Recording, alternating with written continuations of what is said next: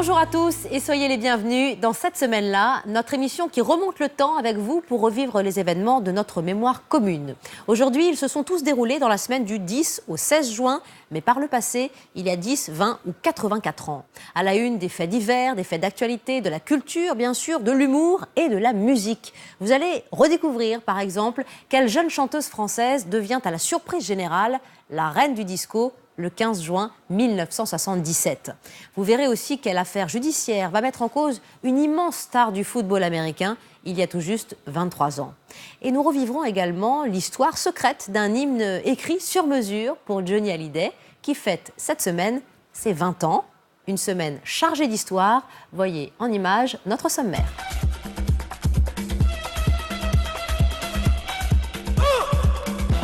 À la une de la rubrique People, cette semaine-là, la reconversion surprenante d'une idole yéyé en reine du disco. Le 15 juin 1977, Sheila s'impose dans un nouveau style venu tout droit des États-Unis. D'un seul coup, tout le monde se lâche. C'est-à-dire qu'on n'a pas peur de dire qui on est, on n'a pas peur de revendiquer ce qu'on est. Fait divers, le 15 juin 1995, coup de théâtre au cœur d'une affaire judiciaire aux États-Unis. Monsieur Simpson, pouvez-vous montrer vos mains au jury ? Cette semaine-là, le procès de l'ex-star du foot américain O.J. Simpson connaît un rebondissement à peine croyable qui va changer son issue. If it doesn't fit, you must quit. À la télé, cette semaine-là, le 13 juin 2007, c'est le destin d'un jeune chanteur qui bascule en direct devant des millions de téléspectateurs. Julien Doré remporte la finale de la 5e édition de la Nouvelle Star. Moi, je m'appelle Lolita. Et quand je rêve au loup, c'est Lola qui sait. Retour sur le parcours d'un candidat à part dans l'histoire des télécrochets. Il prétend qu'il peut tout bousculer. Il y arrive. Cette même semaine, le 13 juin 1998, c'est l'émotion en France. On apprend la disparition brutale d'un immense marin, Éric Tabarly. C'est à bord du premier de ses voiliers, le Penduic 1, qu'Éric Tabarly est tombé à la mer la nuit dernière. Toute une génération s'était pris de passion pour son univers, lui qui semblait dominer la mer. Éric, combien avez-vous disputé de courses cette saison ? 6 grandes courses croisières. Combien en avez-vous gagné ? 6. Retour sur le destin brisé d'un héros national. Cette semaine-là revit également une chanson en histoire. Il suffira d'une étincelle. Le 15 juin 1998 voit la sortie d'une chanson emblématique d'une bête de scène, Allumer le feu, de Johnny Hallyday.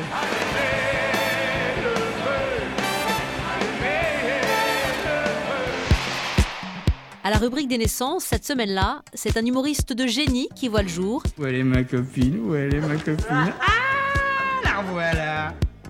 Guy Bedos fête ses 84 ans. Allez, vas-y, Gélo, attaque. Cette semaine-là nous propulse d'abord en musique, 41 ans en arrière, le 15 juin 1977. Une chanteuse yéyé, vraiment, de l'époque yéyé, va créer la surprise en France en embrassant la mode du disco et le public retrouve Sheila en mini-short à paillettes, entourée de danseurs chorégraphes. La reconversion est stupéfiante et elle marche. Depuis quelques semaines, les titres du groupe SB Devotion cartonnent dans les discothèques. Mais on ne sait pas encore que Sheila se cache derrière ce pseudo. C'est la chanson Love Me Baby qui va faire d'elle la star des boîtes de nuit. Et la chanteuse nous fait l'honneur de revenir pour nous sur cette période charnière de sa carrière. Courageuse et libre, Sheila, qui sait se réinventer, Sébastien Thème. 15 juin 1977, alors que le titre révolutionnaire Love Me Baby plonge la France dans la fièvre disco, Sheila révèle qu'elle en est l'interprète.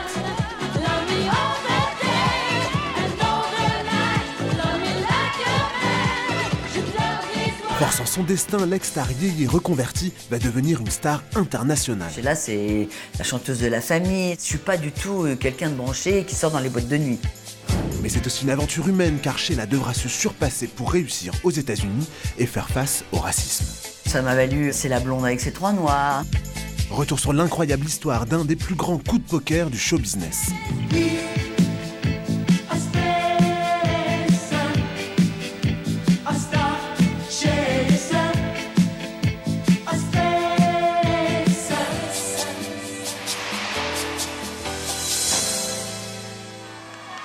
Un an plus tôt, c'est avec des titres en français ciblant un public familial depuis l'essoufflement des yéyés que s'illustre la chanteuse Sheila.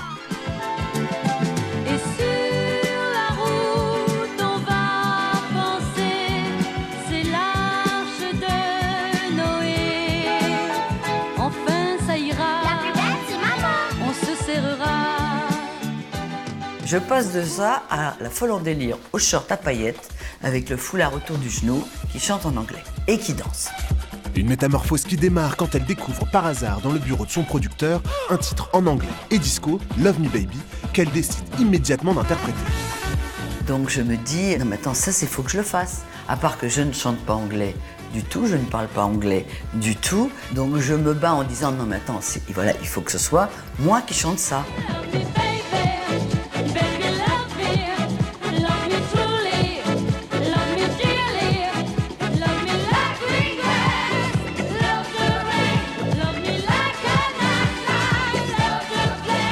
Passionnée par ce nouveau son disco, mais dissuadée par son producteur, elle décide de sortir cet album masqué et sous le pseudonyme SB Devotion. Donc on a créé un groupe SB Devotion, Sheila Black Devotion. On a sorti le disque avec un dessin sur la pochette. On ne pouvait pas savoir qui c'était. Et c'est passé en radio. Tout le monde a passé le disque en disant « Oh là là, c'est un tube ». C'est passé dans les discothèques. C'est devenu numéro 1 très vite. Tout le monde dansait là-dessus. Mais son public est extrêmement fidèle et c'est lui qui la découvre. Les gens qui connaissent bien Sheila ont appelé pour dire « On vous dit c'est Sheila ». En réalité, c'est le public qui a reconnu ma voix. Ce que je trouve quand même extraordinaire.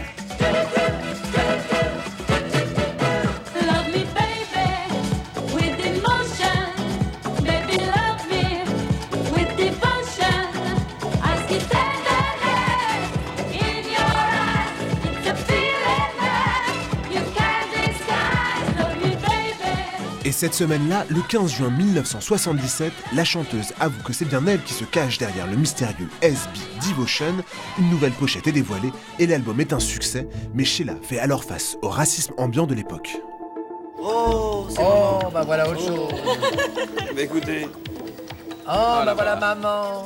Oh, elle est super. Alors on peut dire qu'une blanche vaut 3 noirs, franchement. Ah, elle est belle, hein. Un jour, on partait à l'étranger, on était en voiture, et le producteur s'arrête et dit « Bon, bah moi, on va manger ». Bon, j'ai dit « Bah comment on va manger ?»« Bah oui, viens manger ». Mais attends, et eux ? Bah non, bah eux, ils attendent dans la voiture. Donc du coup, j'ai imposé le fait que c'est normal qu'ils mangent avec moi. Mais je veux dire, même dans ma propre équipe, il m'est arrivé ça, ce que je trouve incroyable, quoi.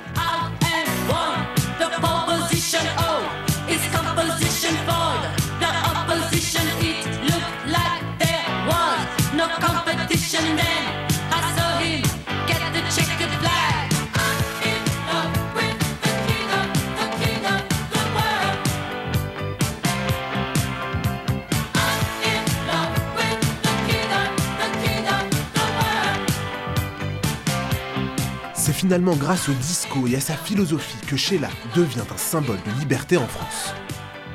Je crois que le disco, c'est la libération d'une société. D'un seul coup, tout le monde se lâche. C'est-à-dire qu'on n'a pas peur de dire qui on est, on n'a pas peur de revendiquer ce qu'on est. Et ça, c'est bien. Une liberté qui s'exporte, car sa reprise de Singing in the Rain de Gene Kelly offre à Sheila un sésame pour l'Angleterre où elle se classe dans le top 5 des meilleures ventes.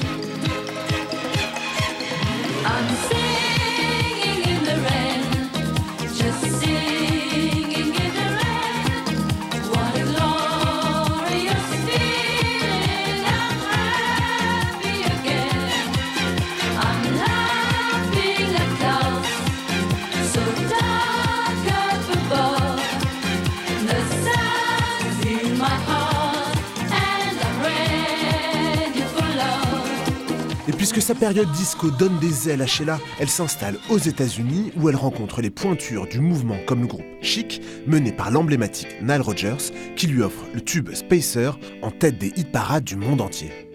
J'ai été leur première production. Donc ils m'ont fait un album qui s'appelle King of the World avec dessus Spacer, un tube mondial qui n'a pas pris une ride, que je joue dans mes concerts. In a galaxy, you can trust everyone that you meet. I'm so lucky, he's the only one I'll ever need.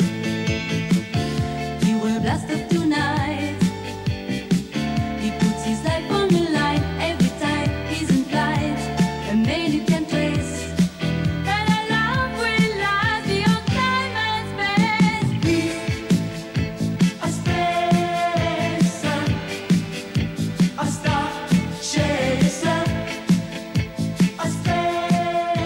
Finalement, l'aventure disco de Sheila, c'est 3 années, 3 albums, des tubes inoubliables et près de 40 ans plus tard, toujours la même philosophie. Je prends des risques, je sais pas, peut-être je vais me planter, si je me plante, c'est pas grave, je ferai autre chose, mais j'essaie et au moins je m'amuse.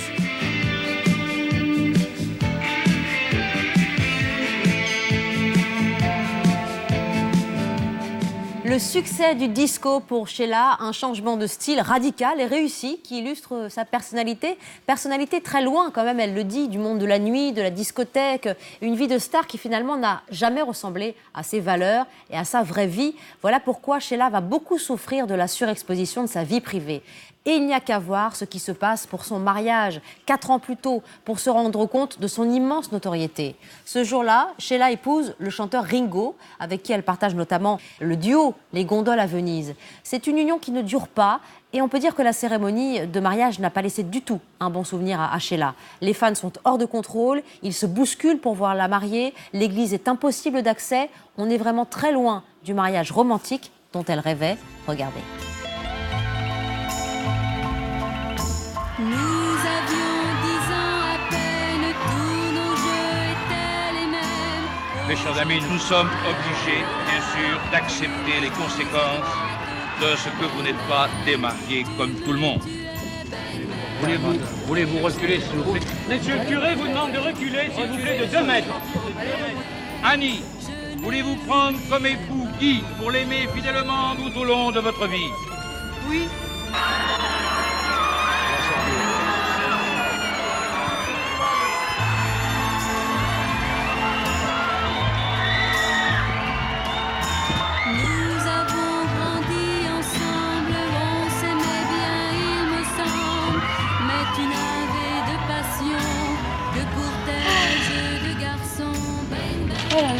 Quelle journée.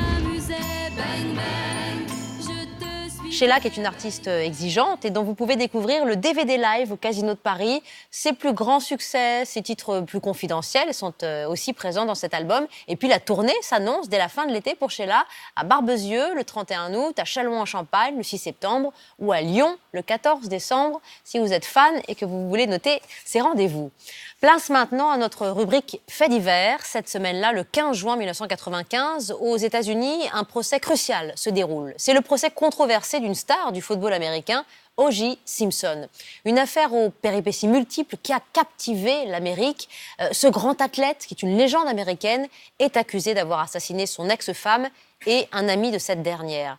Tout l'accable, O.J. Simpson, et pourtant, ce jour-là, c'est un moment clé qui va se jouer lors de l'audience. Un coup de théâtre qui va être déterminant, on va y venir dans le sujet. Mais d'abord, j'accueille Frédéric Gersal. Bonjour Frédéric. Bonjour Wendy. Vous qui racontez, qui commentez ces petites histoires de notre histoire, il faut que vous nous rappeliez en quelques lignes les faits d'armes d'O.J. Simpson, qui est vraiment une star absolue à l'époque. Absolue. À l'époque, dans les années 70, il est au top du top. Il est même mieux coté que Mohamed Ali, plus connu, plus célèbre. C'est dire le personnage. Alors évidemment, il est joueur dans une équipe de football américain. C'est le sport roi, vous le rappeliez à l'instant. Super Bowl, Ah oui, voilà, exactement. Et c'est l'un des meilleurs joueurs de son époque à son poste et l'un pratiquement des meilleurs joueurs de tous les temps. Alors voilà une vraie star dans son sport. Il va même être le premier à faire de la publicité pour certaines marques, ce qui n'existait pas avant, et notamment des marques à destination de la population noire aux États-Unis. Il le dit, lui, moi je ne suis pas noir, je suis O.J. Ça vous rappelle Zlatan Ibrahimovic à Paris quand il dit, on lui dit mais qu'est-ce que vous avez offert pour l'anniversaire de votre femme? Zlatan. Donc c'est exactement ça. On est dans le même genre de personnage. Ouais. Donc c'est vraiment une grande star. Il va faire du cinéma, il devient multimillionnaire et ça c'est important pour la suite de l'histoire. En effet. Et cette semaine-là, une pièce, un indice considérable est versé au dossier. C'est un gant en cuir qui a été retrouvé sur les lieux du crime. Une découverte qui crée un rebondissement spectaculaire. Retour sur cette épopée médiatique aussi, il y a 23 ans, avec Florian Cristini-Tadei.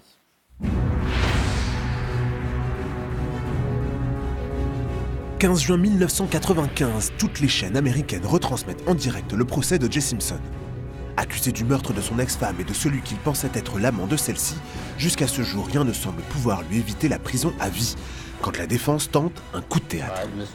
Monsieur Simpson, pouvez-vous montrer vos mains au juré? Les deux côtés, s'il vous plaît. Pourquoi cette séquence est-elle devenue culte? It doesn't fit. If it doesn't fit, you must acquit. Good time, girl. Le principal suspect que tout accable va voir son destin basculer du couloir de la mort jusqu'à l'acquittement. Retour sur cet incroyable rebondissement avec ce que les Américains ont appelé le procès du siècle.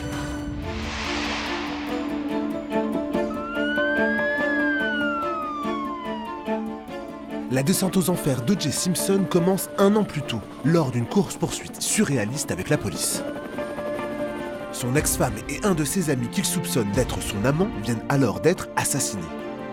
Des faits pour lesquels l'accusé se dit innocent. At this time, you wish to enter a plea guilty or not guilty? Not guilty. Et bientôt son procès déchire l'Amérique entre les anti et les pro-O.J. qui voient là un acharnement de la justice envers la population afro-américaine.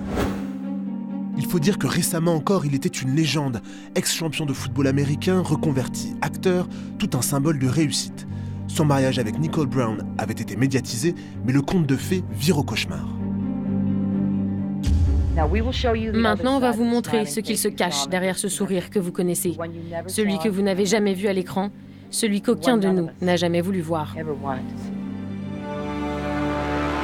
Car durant le procès, la face cachée d'O.J. Simpson ressurgit au fil des pièces à conviction, comme cet enregistrement d'un appel de son ex-compagne à la police. Hey, just stay on the line. I don't want to stay on the line. You're going to beat the shit. Wait a minute, wait. Just stay on the line so we can know what's going on until the police get there, okay? Okay, Nicole? Uh-huh. Just a moment. Does he have any weapons? I don't know. Okay. He went home, now he's back. My Okay. kids are upstairs sleeping and I don't want anything to happen. Okay. Enfin, de nombreux indices pointent dans sa direction. O.J. n'a pas d'alibi à l'heure du double meurtre. Son sang est retrouvé sur la scène du crime. Dans sa voiture est prélevé celui de sa femme. Mais la pièce maîtresse de l'accusation, ce sont ses fameux gants. L'un est retrouvé sur la scène du crime, l'autre dans la propriété d'O.J. Simpson par le détective Mark Fuhrman. Qu'est-ce qui vous paraît significatif dans cette découverte? Il ressemblait aux gants retrouvés sur la scène de crime. Mais la défense prépare sa riposte, et cette semaine-là, alors qu'un Américain sur 3 suit l'affaire en direct à la télévision, les avocats d'O.J. Simpson utilisent cette pièce à conviction. Pour eux, aucun gant n'appartient à la star, la preuve, ils sont trop petits. Monsieur Simpson, pouvez-vous montrer vos mains au juré? Les deux côtés, s'il vous plaît. O.J. Simpson donne le change. La défense ne s'en relèvera pas, comme en témoigne aujourd'hui encore la procureure Marcia Clark. Il était évident pour moi que c'était ces gants. Il me paraissait évident qu'ils avaient rétréci parce qu'ils avaient été congelés et décongelés. Puis il y avait du sang dessus et ils devaient porter un gant latex pour les essayer. Et bien sûr, n'oublions pas qu'ils ne voulaient pas que cela fonctionne. Simpson ne va pas pleinement coopérer. Bien sûr, je vais faire de mon mieux. C'était le contraire, en effet. C'était voué à l'échec. Quoi qu'il en soit, l'accusation est à terre suite à cette démonstration. Et la défense d'O.J. Simpson se saisit de ce fiasco pour marquer l'esprit des jurés. It doesn't fit. If it doesn't fit, you must acquit. Good time, girl. Ce slogan et cette séquence vont rester gravés dans l'esprit des jurés. Ces derniers rendront leur verdict en une matinée, après plus de 9 mois d'audience.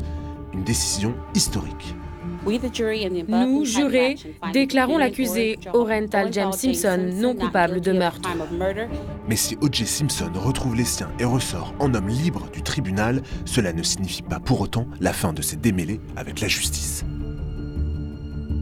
Not guilty pour les jurés, non coupable donc O.J. Simpson, Frédéric Gersal. Il a donc vécu libre, O.J. Simpson, jusqu'en 2007. Oui. La prison va le rattraper pour une toute autre affaire. Hein. Complètement. Pour un braquage, cambriolage, attaque à main armée dans un hôtel de Las Vegas. Il vit un bizarre quand même. Oui, exactement. Alors il est avec 5 complices, il est pris un peu la main dans le sac et là, encore une fois, recondamnation. Oui. Et là, c'est 33 ans de prison qui lui sont infligés. Il est sorti 9 ans plus tard, figurez-vous, et là, il vit en liberté. Depuis quelques années, il vit en Floride où il joue au golf, près de ses enfants. Y a-t-il une justice? C'est à vous de répondre. Ouais, étonnant. En tout cas, il a 71 ans aujourd'hui, O.J. Simpson. À tout à l'heure, Frédéric. On va passer maintenant à notre rubrique Médias dans cette semaine-là pour revivre ensemble un grand moment de télévision. C'était il y a 11 ans et peut-être faisiez-vous partie du public passionné par la 5e saison de La Nouvelle Star. Ça vous parle, cette émission, hein? C'était la grande finale du télécrochet à ce moment-là et le public est gaga déjà d'un jeune homme de 24 ans qui affiche un style assez décalé. Il s'appelle Julien Doré. Le chanteur est chouchou des téléspectateurs, il a entraîné vraiment ce public dans son univers et il remporte cette finale. On revient avec vous sur cette soirée qui lance la carrière grand format de Julien Doré, Blanche Martin.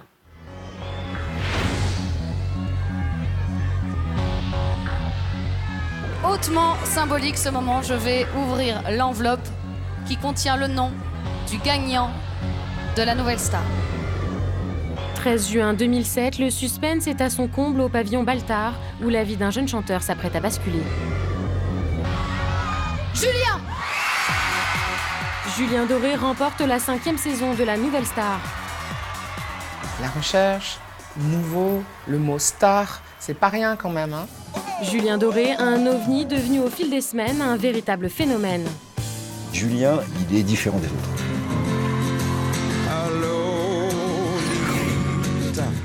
Un candidat qui a pourtant bien failli ne jamais faire partie de l'aventure. Retour sur la découverte d'un immense artiste.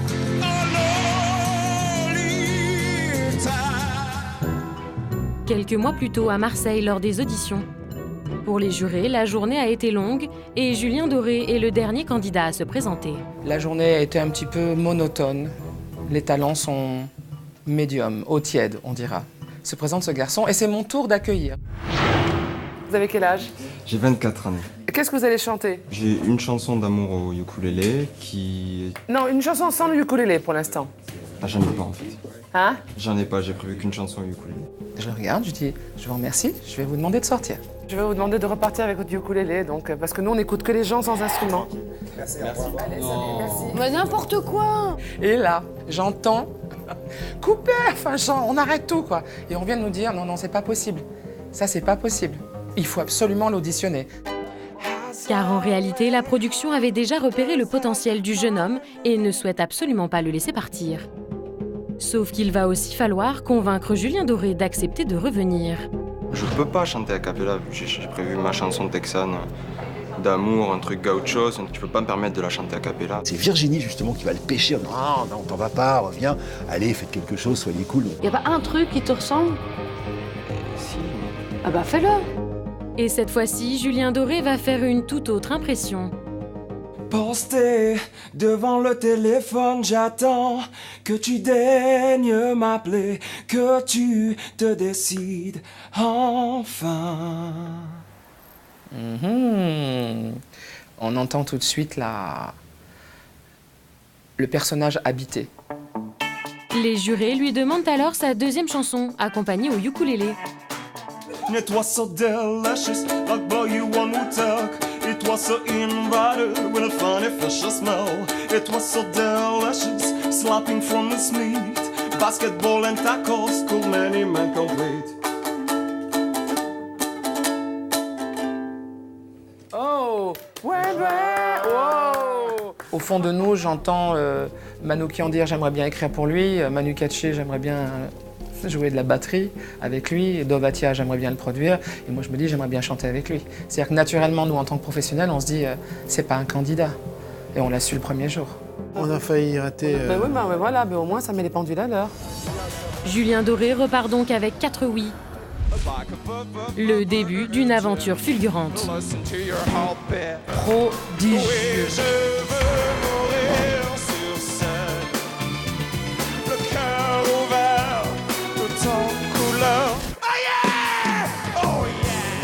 On sait que les réservoirs sont remplis, je ne sais pas si c'est de l'essence. Il y a quelqu'un qui dit 5, 4, 3, 2, 1, et là... T'as une énorme fusée qui part, quoi. Apportant sur scène tout son univers, l'artiste crée la surprise à chacune de ses reprises avec des performances uniques. Il est un peu provoque, il fait que ce qu'il veut. Par exemple, je chantais la chanson d'Alizé qui s'appelle Lolita. C'est gonflé, c'est rigolo. Lolita. Oh Lolita. Oh Lolita. C'est pas ma faute. Et quand je dors ma langue au chat, je vois les eaux tout prêts à se jeter sur moi. C'est pas ma faute, à moi. Si j'entends tout autour de moi, Lolita, moi Lolita, c'est pas ma faute.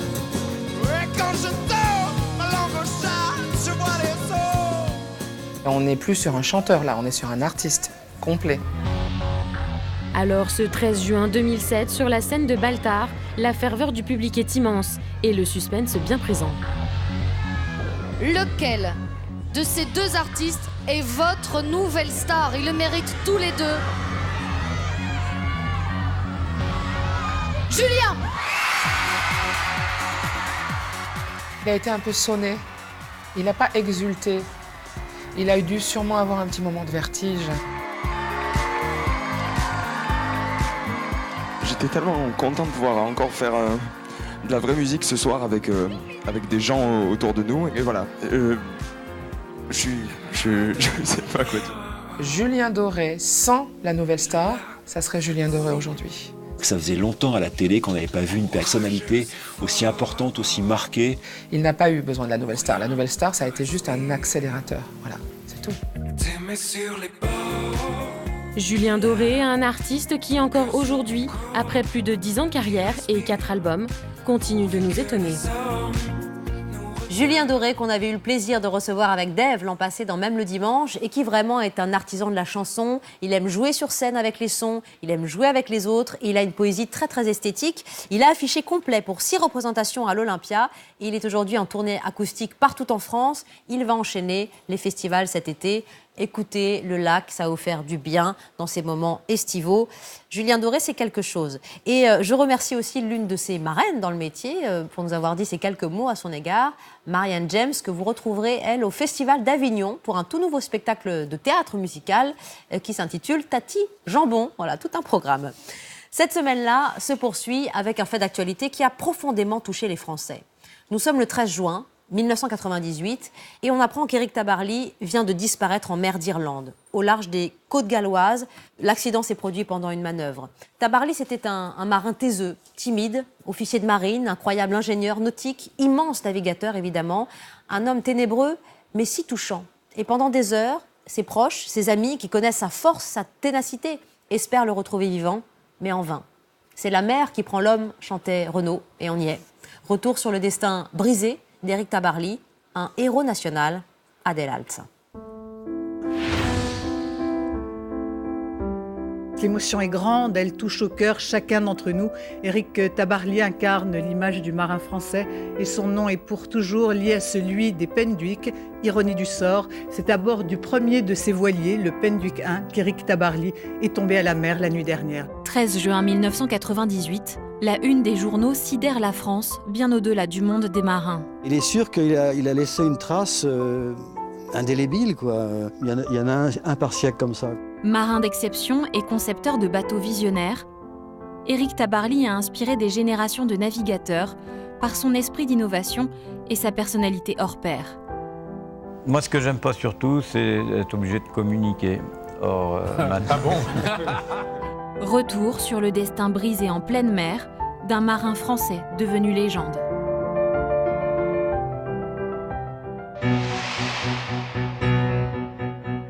Les Français découvrent Éric Tabarly 34 ans plus tôt, quand il remporte sa première victoire. En 1964, il fait la deuxième transat en solitaire, qui va d'Angleterre aux États-Unis. Et il est sur un bateau qui est le plus long de la flotte. Quand on est seul à bord, il faut également pouvoir le manœuvrer. Mais lui, il a eu ce culot et la technique pour le faire. Et il arrive premier à Newport. Et là, la presse française s'en empare. Éric Tabarly devient la première star d'un sport jusqu'alors élitiste. Et les Français se passionnent avec lui pour la course au large, le suivant dans la fabrication de ses prochains bateaux, les légendaires Penduic. Éric, combien avez-vous disputé de courses cette saison? 6 grandes courses croisières. Combien en avez-vous gagné? 6. Il est extrêmement titré, et là ça vient du fait qu'il manœuvre à merveille, qu'il fait dessiner des bateaux qui sont tout le temps au top, sous des dehors classiques, et il est tout le temps en avance sur tout le monde au niveau de la conception des bateaux. Pareil à virer? Pareil. Et le marin devenu star, bien malgré lui, va même attirer d'autres célébrités, comme les acteurs Brigitte Bardot et Alain Delon, désireux de prendre un cours de voile auprès du navigateur. Brigitte a été séduite par ce marin et elle lui a demandé un petit peu naïvement, mais avec une pointe d'humour, est-ce que vous n'auriez pas besoin d'un gentil matelot comme moi sur votre bateau? L'osmose entre Tabarly et Brigitte s'est fait immédiatement. Ils ont une simplicité qui certainement les a rapprochés et c'est resté aussi une journée mythique avec ces photos qui ont fait le tour du monde. Une simplicité qui touche le public, d'autant qu'en 1980, c'est quasi anonymement qu'Éric Tabarly, modeste, passionné, pulvérise un record vieux de 75 ans. Il va à New York et, sans le dire à personne, il va traverser en 10 jours et battre le record d'un bateau qui s'appelait Atlantique et qui datait de 1905.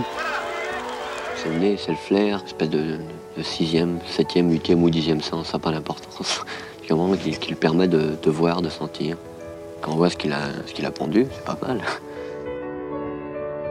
Ayant navigué sur toutes les mers, Éric Tabarly semble indestructible. Beaucoup de gens considèrent que c'est dangereux, qu'on a une vie dangereuse. Moi, je crois pas. Je suis pas du tout candidat au suicide. Et à chaque fois que je pars, j'ai bien l'intention de revenir. Alors cette semaine-là, le 13 juin 1998, quand on apprend qu'Éric Tabarly est porté disparu, c'est un choc pour les Français. Madame, Monsieur, bonsoir. C'est en milieu d'après-midi que nous est parvenue l'annonce de la disparition en mer d'Éric Tabarly au large du Pays de Galles. D'abord, on n'y croit pas. Moi, ce qui m'a impressionné, c'est le nombre de gens qui ont été concernés. Car ce jour-là, beaucoup de Français refusent l'évidence. Il faut dire que 22 ans plus tôt, il avait déjà repoussé les limites de l'impossible. Engagé seul, par manque de moyens, dans une transat normalement menée par 14 hommes, Tabarly ne donne aucune nouvelle durant 23 jours et certains le pensent déjà perdu. Tabarly ou pas Tabarly, that is the question à propos de cette course transatlantique. À Newport, où on est dans le brouillard. Depuis 2 jours, les journalistes attendent l'arrivée d'Éric Tabarly, mais le Penduic 6 n'est toujours pas repéré. Malgré cette première disparition des radars du marin français, il passera la ligne d'arrivée le premier. Mon pilote automatique s'est cassé. Là, j'étais sur le point d'abandonner parce que je me disais, sans pilote, c'est vraiment trop dur de continuer. Puis finalement, j'ai continué. Ainsi, ce jour de juin 98, la France y croit encore et va envoyer un avion au large du Pays de Galles alors que les secouristes britanniques ont déjà suspendu leurs recherches. Il a pris tous les risques toute sa vie et c'est tout le temps passé, sauf cette dernière fois. 20 ans après sa disparition, la France reste encore en admiration devant ce marin unique devenu légende. Est-ce que vous pouvez envisager une vie sans bateau? Difficilement. Tabarly, un marin fascinant, tout a été très bien expliqué dans ce sujet, Frédéric, et on comprend l'attachement des Français, et encore aujourd'hui, ça a traversé les générations pour son tempérament, oui. son état d'esprit. En tout cas, les recherches vont s'arrêter assez tôt pour le pauvre Tabarly, mais son corps va être retrouvé. Oui, c'est dans ces mers agitées du sud de l'Irlande qu'on retrouve son corps. Il est déposé dans le premier port venu en Irlande et puis il va être transporté à l'hôpital où là, il va y avoir une autopsie et on va bel et bien affirmer qu'il est mort noyé. Éric Tabarly est mort noyé. Vous savez que pendant très longtemps, les marins n'apprenaient volontairement pas à nager pour, en cas de chute à la mer, disparaître au plus vite, être happé au plus vite. Éric Tabarly, on l'a effleuré dans le sujet, n'était pas seulement un grand marin, c'était aussi un concepteur. Il avait ce flair, comme le disait joliment Olivier de Kersauzon tout à l'heure, pour entreapercevoir les bateaux du futur. Et on voyait déjà les foils qu'il avait dessinés, expérimentés, ces petites ailes sur les bateaux. Les foils qui aujourd'hui sont adaptés sur quasiment tous les bateaux de compétition. Aujourd'hui, c'est une foilie, tout simplement. Bravo, mais c'est exactement ça. Alors, un foil, on l'écrit F-O-I-L. Oui. Un foil, c'est effectivement une petite aile, une ailette, ou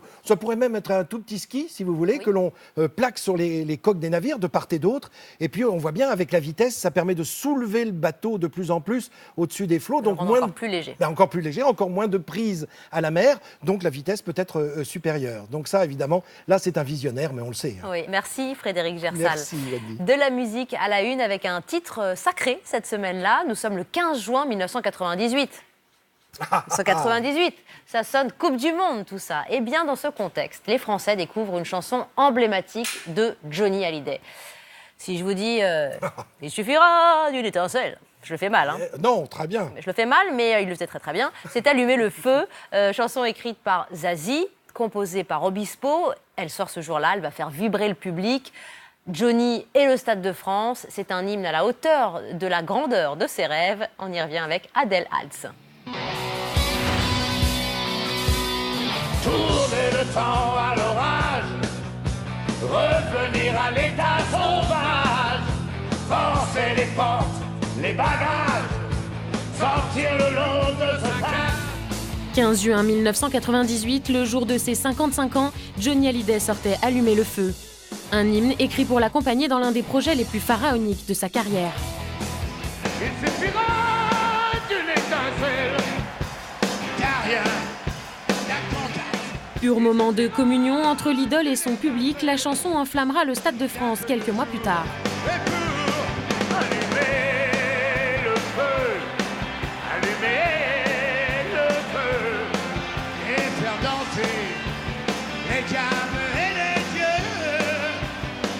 Chronique d'une chanson mythique de Johnny Hallyday, Bête de scène.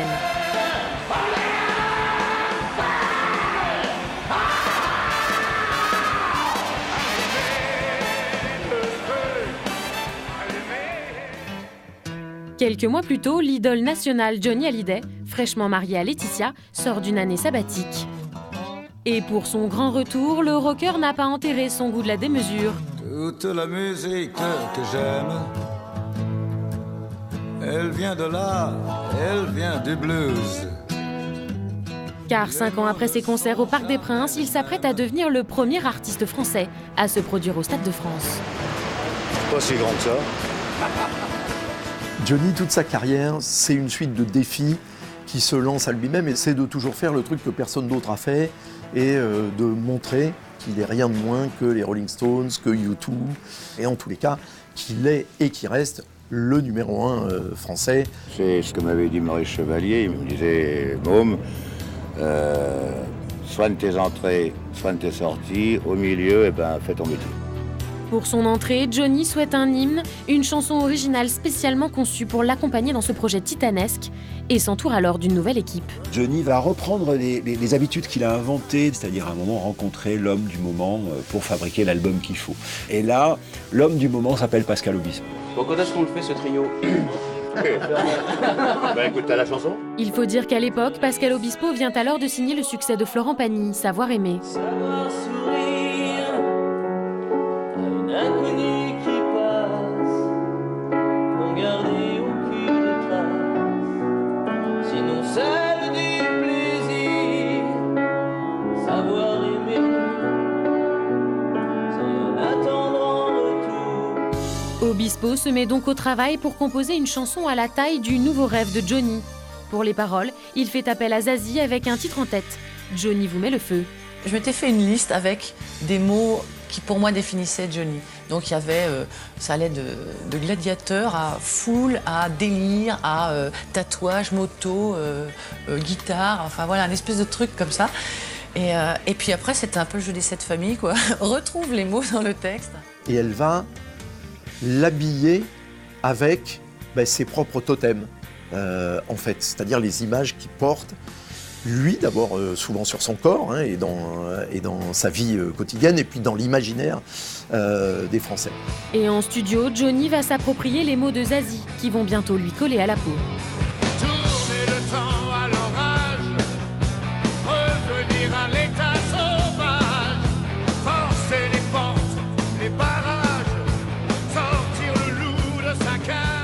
quand vous regardez le texte au premier degré, sans la musique derrière et sans savoir que c'est Johnny, vous vous dites, faut pas faire ça, quoi. Et en fait, c'est tellement ça qu'il fallait faire, justement.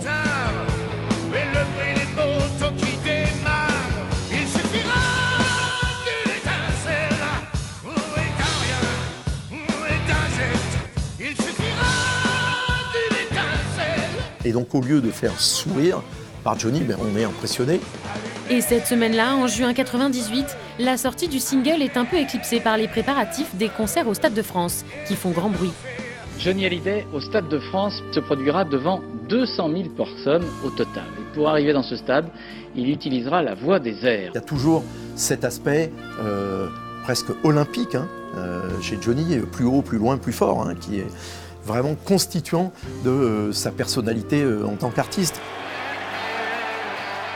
Et après son entrée spectaculaire en hélicoptère, c'est finalement pour soigner sa sortie qu'il veut tout aussi marquante que Johnny interprète Allumer le feu dans l'arène du stade.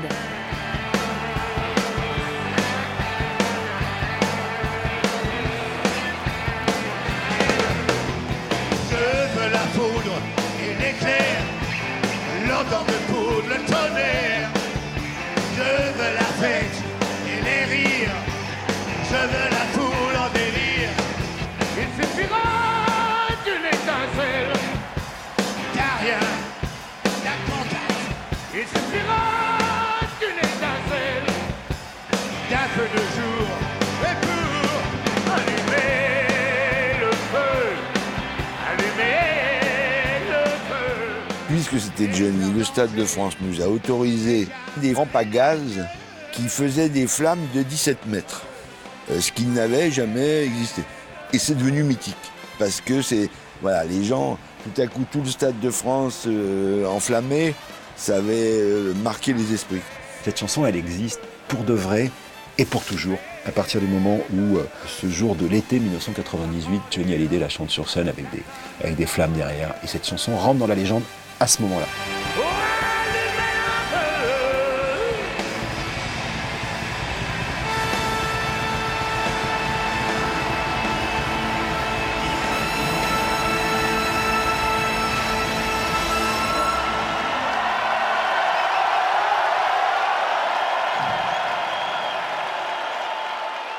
Allumer le feu sur ces feux d'artifice magnifiques, grand spectacle. C'est un titre qu'il va chanter à nouveau, Johnny, 14 ans plus tard, pour sa série de concerts au Stade de France. Phénoménal. C'était vraiment tatoué, la chanson, et Johnny, comme il disait. On va continuer en musique avec notre rubrique numéro 1 de la semaine. Et une chanson, cette fois, aux couleurs de l'été. Cette circonstance, ça approche. C'était un 15 juin 1980. Cette semaine-là, un jeune chanteur italien passe en tête du top. Il se prénomme Riccardo, mais vous le connaissez mieux sous son nom de famille, Cocciante. Avec le coup de soleil, évidemment, il fait rougir le public et les femmes en particulier. Écoutez bien, 50 000 exemplaires vendus chaque jour. Ça fait 1 million de disques vendus à la fin de l'été. La recette de l'amour, Richard Cocciante.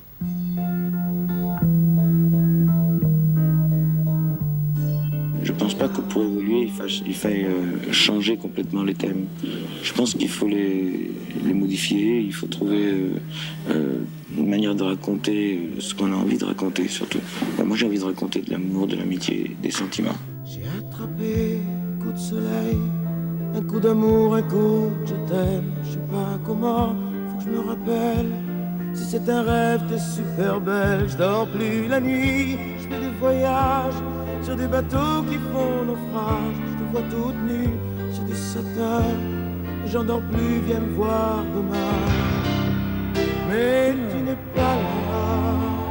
Et si je rêve, tant pis. Quand tu t'en vas, je dors plus la nuit. Mais tu n'es pas là. Et tu sais, j'ai envie d'aller là-bas, la fenêtre en face, et de visiter ton paradis. Tu n'es pas là. Cette semaine-là célèbre maintenant un humoriste génial. Il est né un 15 juin, comme Johnny Hallyday. Il est né à Alger, lui. Guy Bedos fête cette semaine ses 84 ans. D'abord artiste de musical, on le retrouve notamment au début, aux côtés de Barbara. Il se fait une place comme acteur dans les films d'Yves Robert et évidemment Comme humoriste, vous connaissez ses satires de la vie quotidienne, ses duos mémorables avec Sophie Daumier, son épouse, ou Muriel Robin, qui émaille sa vie d'artiste. Guy Bedos, au grand cœur et au grand talent, né cette semaine-là, en 1934, Mathilde Amet. Le 15 juin 1934, c'est la naissance d'un comique d'une impertinence rare, Guy Bedos. Salope! Leur cul, mais dans la tête, sont encore en crinoline, ces connes!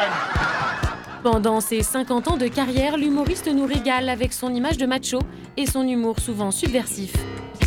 Allez, vas-y, Géno, attaque! Retour sur les plus grands sketchs d'un génie du rire. Je suis un méchant garçon.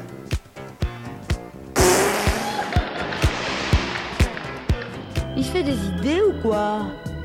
J'ai accepté cette série de slow avec lui pour pas faire tapisserie devant les copines, mais alors, j'en vois plus le bout.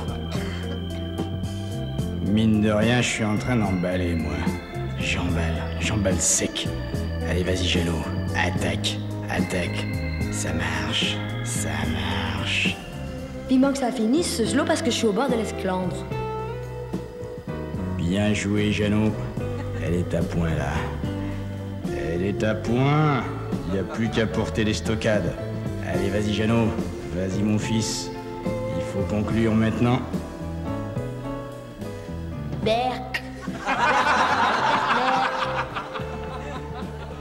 Et voilà le travail.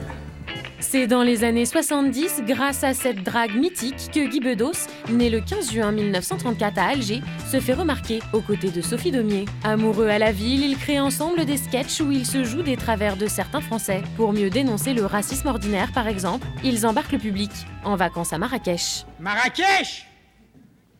Ça nous a déçus. Non, ça nous a pas plu.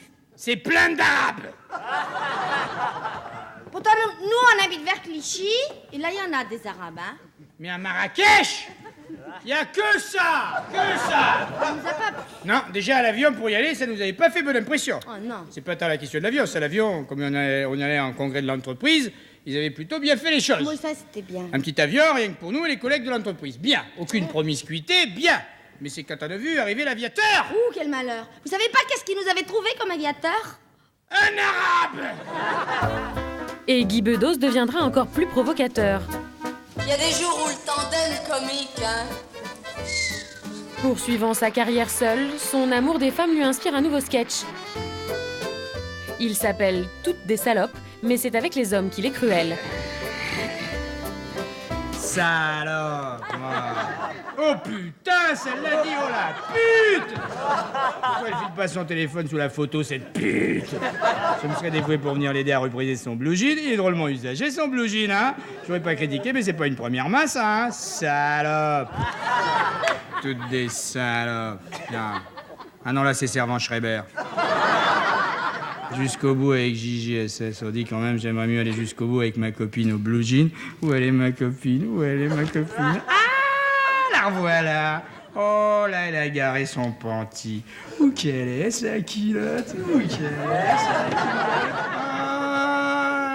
Ah, plus sa culotte. Salope! On avance sur une espèce de crête comme ça, entre la vulgarité et la prétention. Donc, faut faire gaffe. Alors, quand il fait la satire du macho, c'est dans le costume de l'homme trompé qu'il se glisse. À cette heure-ci, ils ont dépassé Fontainebleau. Ce qui m'amuse, c'est le mot qu'elle m'a laissé sur le piano. D'habitude, quand elles partent avec un autre, elles écrivent « Je pars, tu peux pas comprendre, je t'aime ». Seulement, moi, je suis désolé, je suis pas n'importe qui. Et elle le sait. Alors, elle me met « Je pars, tu peux comprendre, je t'aime plus ». Pauvre gosse, elle doit souffrir. Qu'est-ce que je dis, Fontainebleau? Avec l'autoroute, ils sont pas loin de Saulieu. Ils vont faire étape à Saulieu. Je me demande s'ils vont prendre 2 chambres. Ils vont prendre qu'une chambre. Avare comme il a l'air. Pauvre gosse, quand je pense qu'elle en bave en Ferrari avec un type qui l'emmène sur la Côte d'Azur, pendant que moi je suis là, tranquille, pépère à la maison, avec personne pour m'énerver, avec des câlins. Il va la déshabiller, il va se jeter sur elle avec des yeux de malade. Ce qui va être laid, mon Dieu, qui va être laid. Ils vont pas s'endormir avant minuit, 1 heure.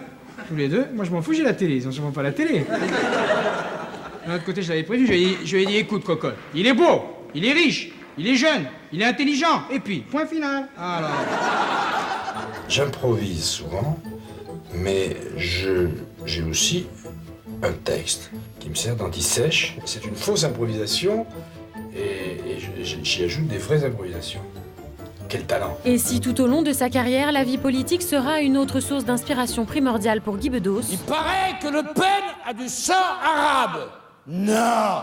Si, sur son pare-choc de bagnole.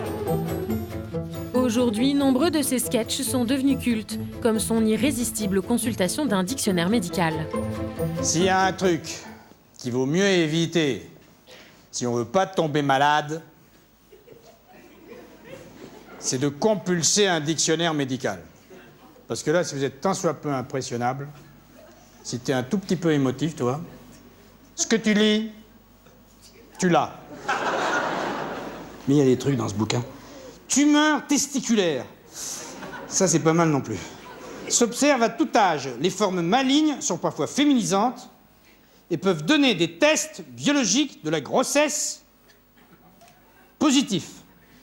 C'est-à-dire que dans ce coup-là, le type, non seulement il se retrouve avec les baloches comme des paupiettes, mais en plus, on lui annonce qu'il est en cloque. J'espère qu'on lui fait l'accouchement sans douleur au type. C'est plus que moi, non, c'est-à-dire, je m'en lance un truc comme ça, il faut me rattraper au lasso. Hein. Je me mets à courir partout dans les couloirs de l'hosto en dansant le French Cancan avec une plume dans le cul. Ah ben... manquerait plus qu'on m'engueule. Mais quelle horreur! Mais quelle horreur! Parce que il faut que je vous fasse un aveu. Moi, rien que d'en parler, la maladie, ça me tue. Et après 50 ans de carrière, Guy Bedos n'en a pas fini avec le rire. Il est même remonté sur scène en 2017. Et dans la famille Bedos, justement, beaucoup de talent. L'aîné, Leslie, à l'écriture. Nicolas, formidable, auteur, réalisateur aussi. Son film Madame et Monsieur Adelman est bouleversant. Et puis la petite dernière, Victoria, qui n'est pas en reste. Hein, elle a co-scénarisé le film La famille Bélier. À 35 ans, comme on dit, bon sang ne saurait mentir. Merci de nous avoir suivis. Cette semaine-là s'achève. On se retrouve dimanche prochain, le 17 juin, pour un autre voyage dans le temps, avec nos archives, avec nos témoignages et avec nos souvenirs communs. Merci à vous tous pour votre fidélité.